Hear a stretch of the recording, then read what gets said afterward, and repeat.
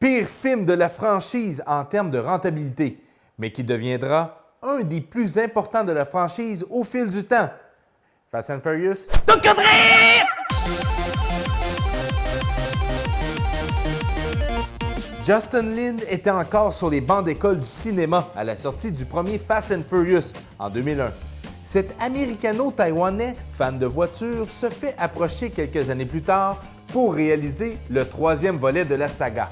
Petit hic, Vin Diesel et Paul Walker refusent de revenir. Pour diverses raisons, là, mais surtout parce que Justin, c'est son premier gros film. Alors, on se mit à la planche à dessin pour trouver une bonne histoire à raconter. Bonne. Vu l'absence de gros noms et que le réalisateur est un rookie, la compagnie de production prévoit la sortie de Tokyo Drift en DVD seulement. On parle d'un film avec des séquences de conduite réalistes, malgré l'utilisation de CGI omniprésent. Là, quand je dis réaliste, c'est vraiment comparativement à ce que Toretto fait dans les autres films. Là. Un film qui s'adresse aux vrais fans d'automobile avec la culture du drift, qui prend de plus en plus de place à l'époque. Côté histoire, c'est léger. Très léger. Des langues sales diront que c'est pour cette raison que le troisième de la franchise devient le moins rentable. Mais on va se dire les vraies affaires. Too Fast, Too Furious, c'était exécrable et le monde ne voulait pas perdre un autre 20$ pour aller le voir au cinéma. Ouais, t'es rough là. Ouais, puis toute la fly est ouverte. Ah. Après 100 voitures endommagées et 4000 pneus Toyo plus tard, le film est visionné par Universal et jugé potable pour une sortie en salle. Avec un budget de 85 millions, le film fonctionne correctement au box-office avec 160 millions. Juste comme ça, doubler le profit à Hollywood, c'est pas un signe de succès. Mais Lin gagne en crédibilité et les studios Universal lui confient les règnes de Fast and Furious 4, 5 et 6, marqués par le retour du casting original. Top 5 des histoires que vous ne savez pas à propos de Fast and Furious. Et si vous le savez déjà, ben good for you. Numéro 1! Au début du film, Sean fait une course avec une Chevrolet Monte Carlo 1971. Cette voiture, à l'allure de voiture projet, est en fait très modifiée.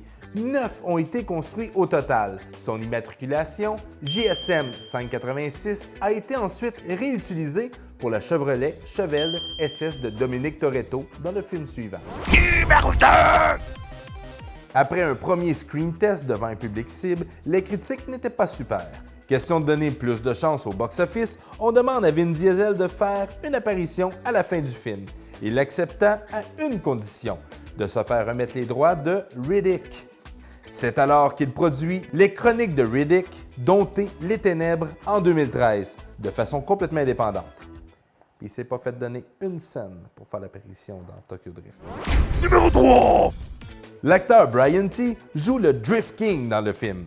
Mais le vrai roi de la drift, la légende de la course japonaise, Kichi Tsuchiya. Kichi Tsuchiya. Kichi Tsuchiya fait une apparition en tant que pêcheur vêtu d'une veste bleue qui se moque de Sean alors qu'il apprend à drifter.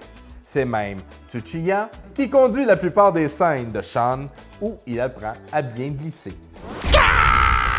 Tokyo Drift a été le premier film pour Justin Lin, en tant que réalisateur de la franchise. Il a dû utiliser quelques astuces pour terminer le tournage de façon film indépendant. Il est extrêmement difficile de filmer à Tokyo. Alors l'acteur principal, Lucas Black, a dû se promener parmi de vrais piétons pendant qu'une petite équipe le filmait et essayait d'obtenir autant de séquences que possible avant que la police ne les arrête. Quelques membres de l'équipe ont même été arrêtés. Numéro 5! La RX-7 Veilside de Han était une voiture couronnée Best of au Tokyo Auto Show en 2005.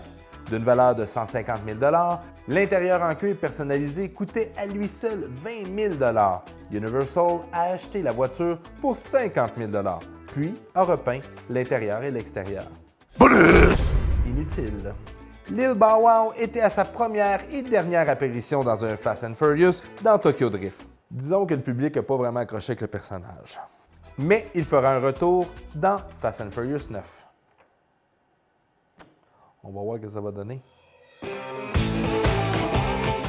Tokyo Drift est le film le moins rentable, mais très important pour la franchise. Il crée un des personnages les plus aimés par les fans, Han Lu, décontracté, riche, bon pilote et toujours une petite fringale.